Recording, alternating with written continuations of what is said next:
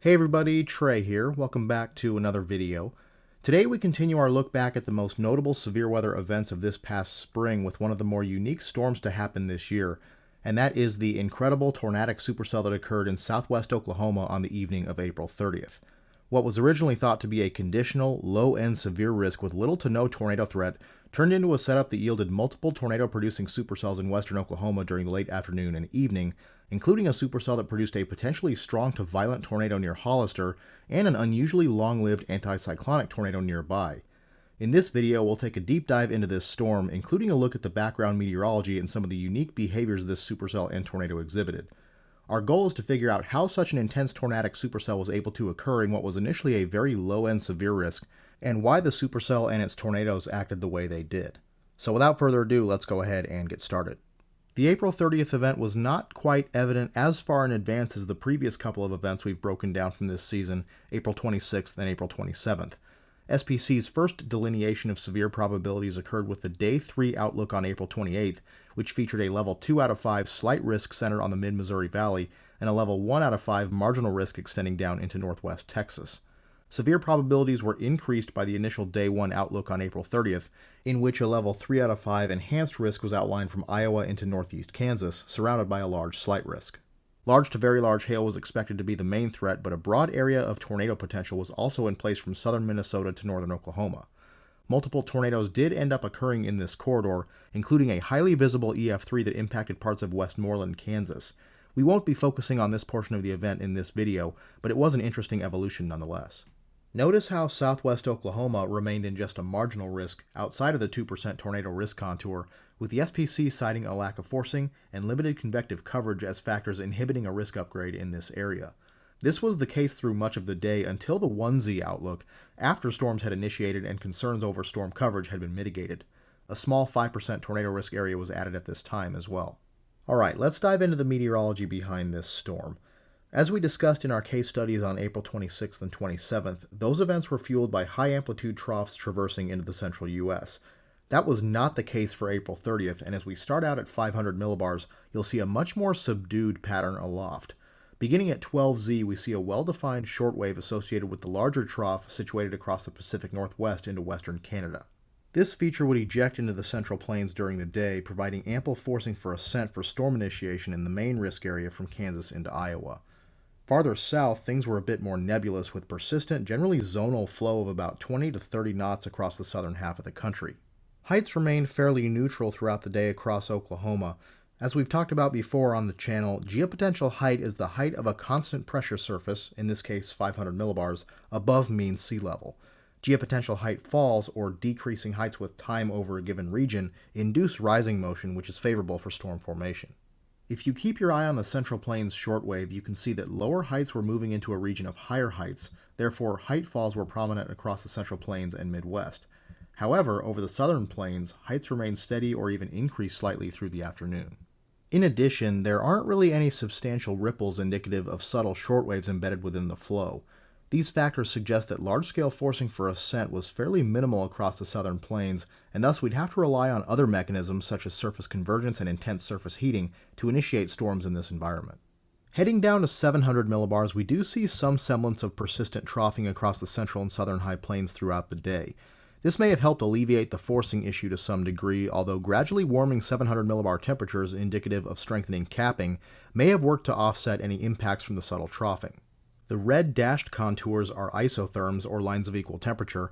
Starting back at 12Z, notice how the 8 degrees Celsius isotherm starts to creep into western Oklahoma by early evening. Surface low development was already underway across the central and northern plains by the morning of the 30th. This was not surprising given the area of westerly to southwesterly flow associated with the mid and upper level trough that had begun to traverse the Rockies. Given the low amplitude nature of the trough, only broad cyclonic flow was evident at the surface, with a center located in eastern South Dakota to start the day. A cold front was draped down to the south and southwest through western Nebraska into Colorado, and a warm front extended southeastward through the pressure tongue situated in South Dakota, Nebraska, and Iowa. These features would shift east throughout the day. Across the southern plains, the surface pattern was more nebulous.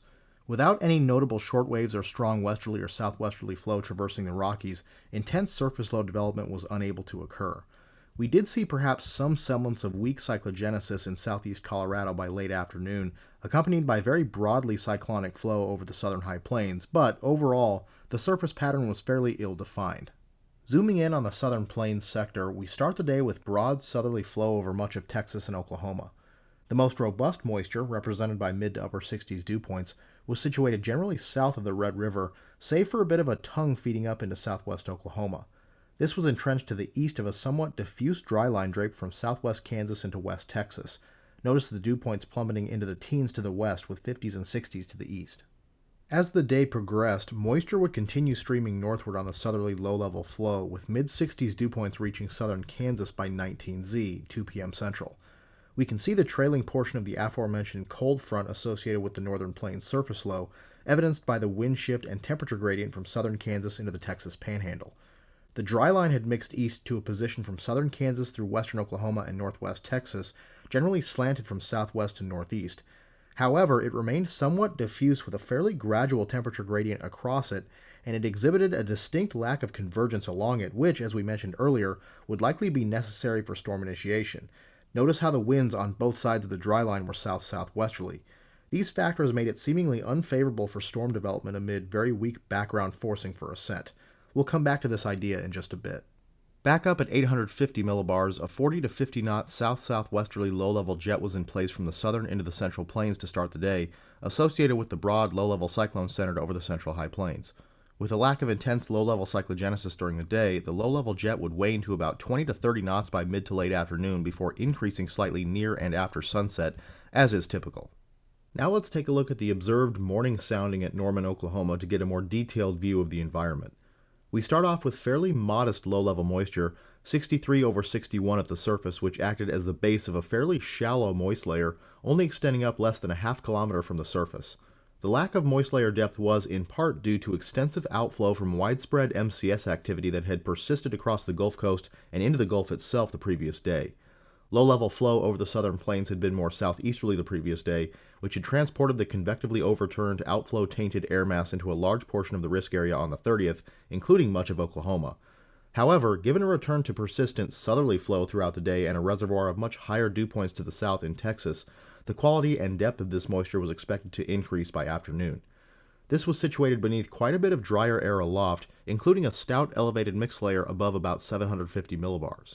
As a result, while surface-based instability was limited, there was quite a bit of elevated instability in place to start the day. Surface-based instability was likely to increase during the day through strong low-level warm moist advection and intense surface heating given clear skies throughout the morning and early afternoon. The wind profile featured ample supercell favorable veering with height, going from southeasterly at the surface to due westerly at 500 millibars to even west-northwesterly in the upper atmosphere. This yielded just over 40 knots of effective bulk shear, even though winds aloft were quite weak and expected to remain that way, and low-level shear was quite strong with over 150 meters squared per second squared 0 to 1 kilometer storm relative helicity and ample hodograph curvature. The notable veering in the low levels also indicated that strong warm advection was underway. So we've established that the environment was generally favorable for severe weather, including supercells. The question was whether or not storms would fire given a lack of significant large-scale forcing for ascent and a diffuse dryline. High-resolution models did seem to be gradually coming around to higher probabilities for storm development. Using the SPC's HREF page, or High Resolution Ensemble Forecast, which takes all of our favorite convection-allowing models, or CAMs, and treats them as an ensemble, you'll notice that probabilities for robust rotating updrafts by 1Z, 8 p.m. Central, on the 30th, increased from around 10% in the morning run on the 29th to 50% in the morning run on the 30th. And lo and behold, storms did end up firing ahead of the dryline just after 2 p.m. near I-40 in western Oklahoma, with additional development to the southwest over the next couple of hours. There are a couple reasons why storms were able to develop and mature despite negligible support. First, if we go back to our 12Z Norman observed sounding, you'll notice that the convective temperature was 90 degrees. As we've discussed before on the channel, the convective temperature is the temperature to which surface air parcels must warm to become buoyant. Convective temperature does not incorporate impacts from background forcing for ascent, so it's a good tool to use in environments with weak upper-level support like this one. By the release of the next sounding at Norman at 20Z, 3 p.m. Central, the convective temperature had decreased to around 87 degrees thanks to strong surface heating and low-level warm advection through the morning and afternoon. This was easily breached as surface temperatures warmed into the upper 80s and low 90s across western Oklahoma and northwest Texas by 2 p.m., allowing parcels ahead of the dryline to rise on their own and develop into robust updrafts. This is all well and good, but how are these updrafts able to persist and become full-fledged supercells without help from background forcing? The key may be in the orientation of the low and mid-level winds with respect to the initiating boundary, our dryline. As we determined a little bit ago, the dryline was generally draped from southwest to northeast across western Oklahoma and northwest Texas. If we take a look at the 850 and 700 millibar winds which influence the motion of nascent updrafts, you'll notice that they were both generally southwesterly across this area, oriented quite parallel to the dryline. This allowed updrafts to remain in the zone of ascent along the dryline for much longer before moving off, helping to compensate for the lack of support aloft. Had the dryline been oriented more north-south, updrafts would have moved out of the zone of ascent much more quickly and, as a result, they likely would have struggled without another outside forcing mechanism to help them along. This was very similar to the localized tornado outbreak that occurred in central Oklahoma on April 19, 2023, another event in which storm initiation along the dryline was somewhat conditional. Check out my case study on that event for more on how the orientation of low and mid-level winds with respect to the dryline can be the difference between a robust severe weather event and a bust. Link is in the description box below. Storms eventually matured into supercells, which was not surprising given the 20Z observed sounding at Norman. Intense heating and moistening had allowed a well-mixed boundary layer and strong deep layer instability to build, with nearly 3,000 joules per kilogram mixed layer CAPE in place. Strong low-level instability had also developed, with 0 to 3 kilometer CAPE exceeding 100 joules per kilogram. Although winds aloft were still relatively weak, notable veering remained, leading to supercell favorable shear of about 35 knots and effective storm relative helicity of nearly 150 meters squared per second squared. After undergoing a storm split and then a merger, the supercell near Cordell produced the first tornado of the day in Oklahoma, a 7-minute-long EF1 that damaged homes in town. Additional updrafts began merging to the south, developing into an intense supercell near Hobart. This storm exhibited some interesting behavior. After the mergers were completed, it appeared to develop dual mesocyclones, one near Cooperton that produced a brief, dusty tornado, and one near Roosevelt. The Cooperton tornado occurred immediately before the left split from a supercell to the south, which produced a 10-minute-long tornado near Tipton, merged into its parent mesocyclone. Both storms then lost their supercellular characteristics, with the northern storm becoming more of a storm complex, producing significant outflow. That brings us to the focus of this video, the Hollister supercell. This storm developed between Chillicothe and Vernon, Texas around 6:30 p.m., in between the developing Tipton supercell and some strong storms to the south near Crowell.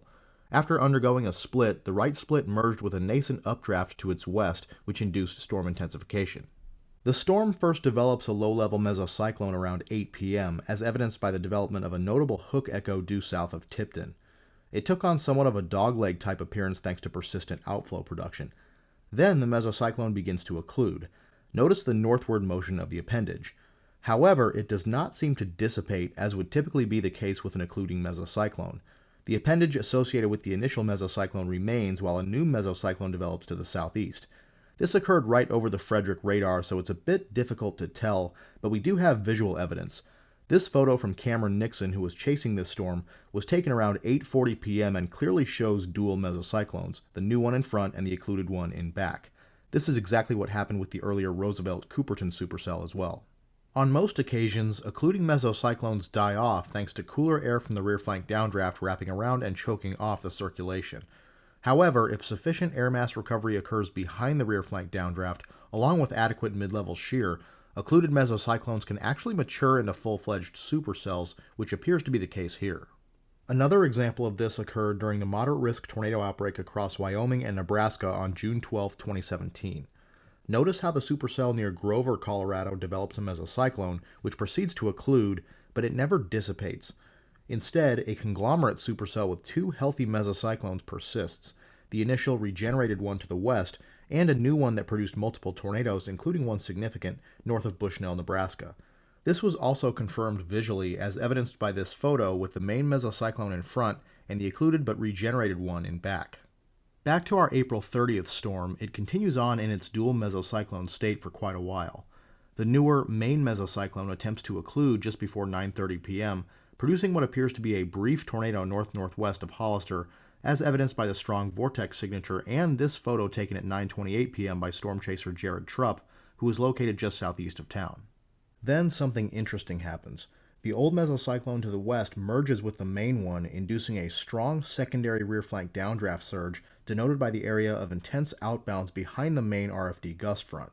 Tornadogenesis then occurs at the apex of the RFD surge, at the interface of the RFD gust front and area of strong inflow. Thanks to its proximity to the Frederick radar, we have an incredibly high-resolution dataset of the approximately 40-minute life cycle of this tornado.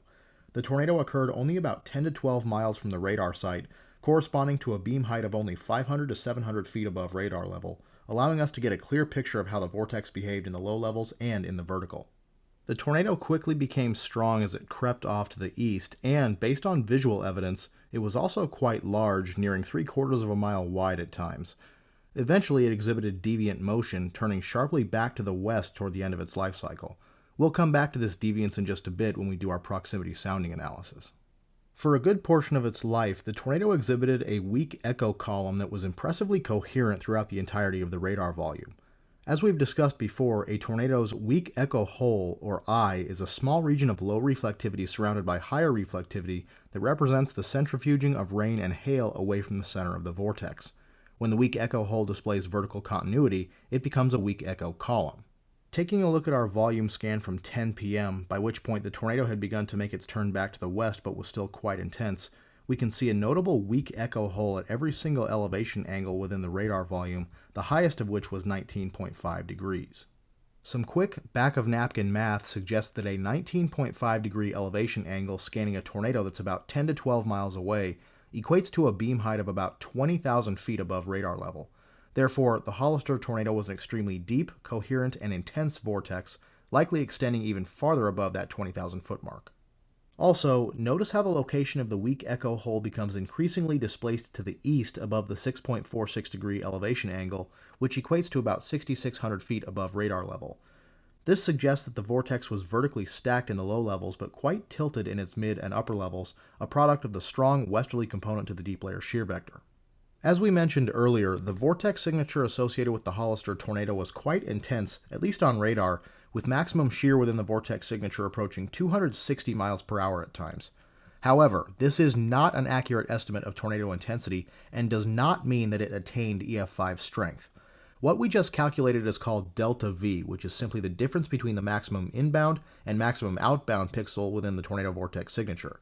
The relationship between delta V and tornado intensity is an outdated concept, and recent peer-reviewed research suggests that rotational velocity, or VROT, is a much better estimator of tornado intensity from radar data.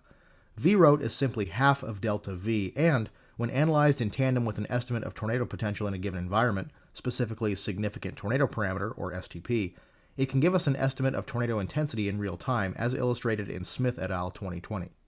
As shown in the examples here, I went through and manually calculated VROT for each scan during the Hollister tornado's life cycle, and generally it fell between about 100 and 130 miles per hour. The significant tornado parameter was about 3 to 4 near the parent supercell at the time of the tornado. Using Figure 9 from Smith et al. 2020, which shows box and whisker plots for certain combinations of STP and VROT compared to peak wind speed via damage indicators for tornadoes satisfying each STP-VROT combo, we can see that the Hollister tornado falls in this box and whisker plot here, which represents STP between 1 and 5.9 and VROT greater than or equal to 70 knots or 80 miles per hour.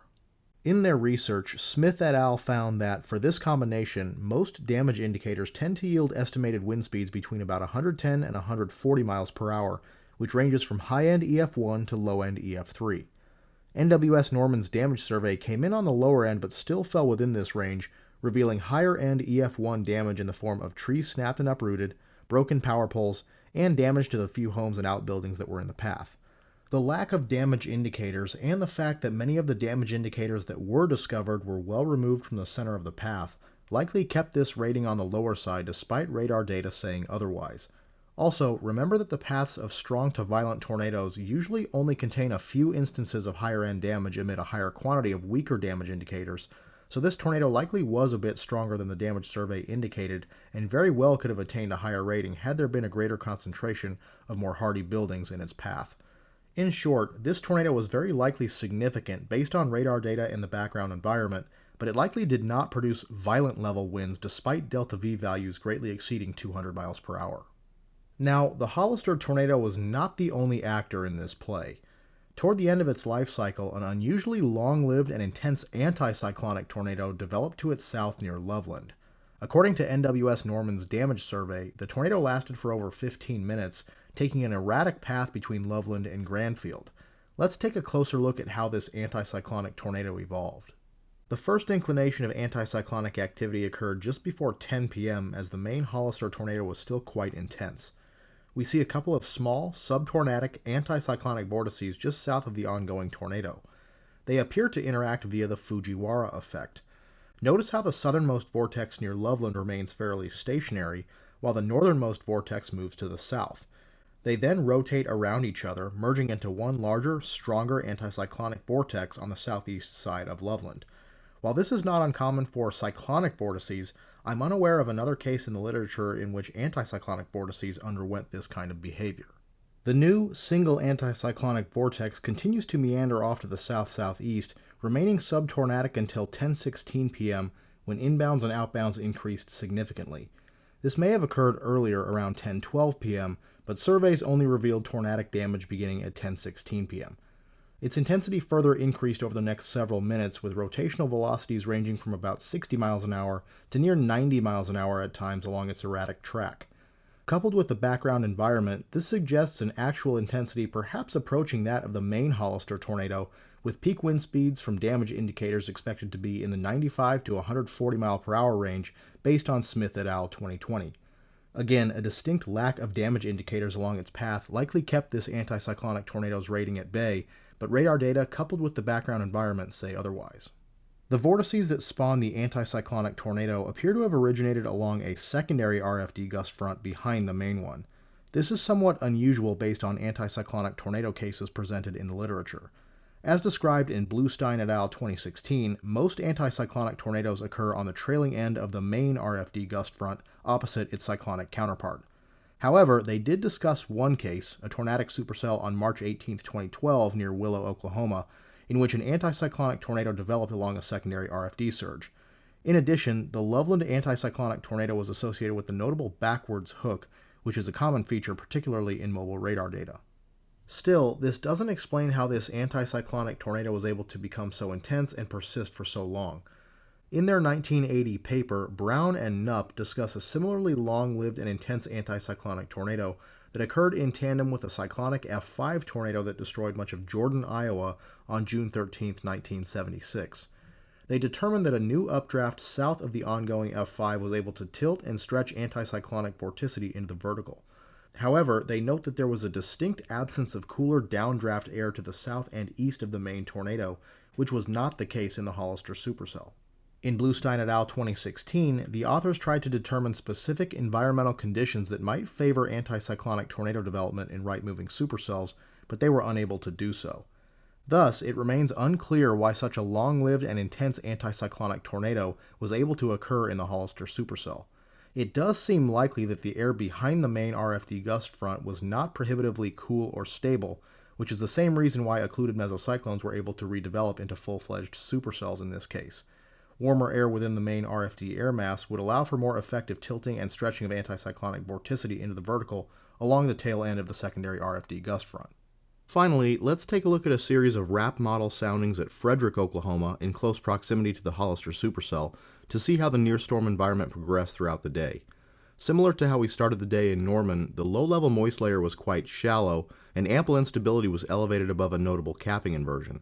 Strong warm advection was underway, as evidenced by the notable veering of the winds with height in the low levels. As surface temperatures rapidly warmed and the moist layer deepened, the environment became fully destabilized by around 18Z, 1 p.m. Central. Mixed layer CAPE had soared to nearly 3,000 joules per kilogram with minimal convective inhibition and steep lapse rates aloft. Wind profiles had become more marginal, with only 25 knots of effective bulk shear and a significant decrease in low-level shear. But that would change going into late afternoon and early evening.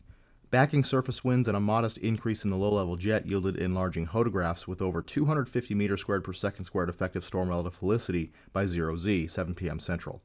This occurred as instability continued to increase to over 3,500 joules per kilogram, yielding an environment that was certainly favorable for tornadoes, perhaps significant. After 0Z, convective inhibition started to creep back in, but mature supercells were already ongoing. As we've discussed before, mature supercells can persist for quite a while into slightly more hostile environments, and the tornado threat can even ramp up after dark, as the dynamical impacts from increasing low-level shear can help overcome increasing convective inhibition, as we've seen in cases like the 2007 Greensburg, Kansas EF5. The Hollister case was no different.